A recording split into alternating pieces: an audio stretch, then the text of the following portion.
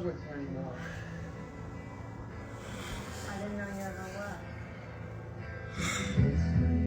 Growing up neurodivergent can be very traumatic, especially when you're undiagnosed, because now we don't have an explanation for why we do the things that we do and why we are the way that we are. So I tell people all the time, if you're neurodivergent, whether it's ADHD, autism, whatever the case may be, the way that you communicate with the world is different from how other people communicate with the world.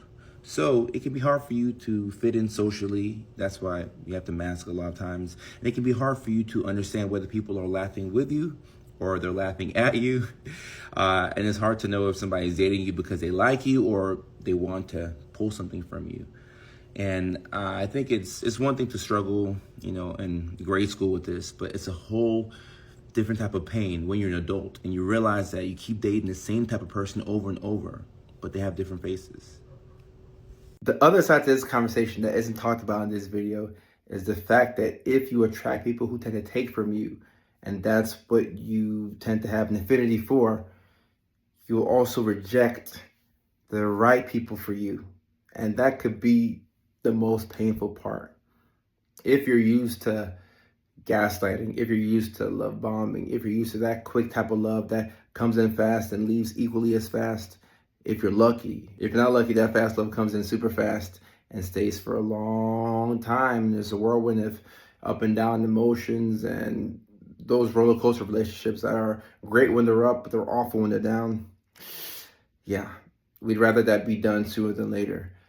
But if you're used to all of this, when the right person for you comes along, you're gonna not want that. It's not gonna be fun for you. Somebody who wants to take their time to get to know you and they see you a couple times a week, or they're just not moving so fast. That type of slow burn love is gonna feel weird.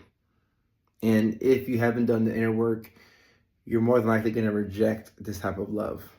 You'll punish that person for trying to love you. You don't know that you're doing this, but your love language is punishment, unfortunately, because of all the trauma that you've been through.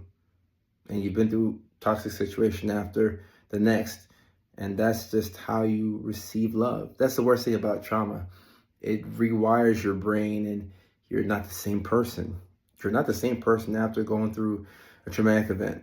One singular traumatic event changes your brain chemistry and it changes your body. Because now you have been forced to, adapt.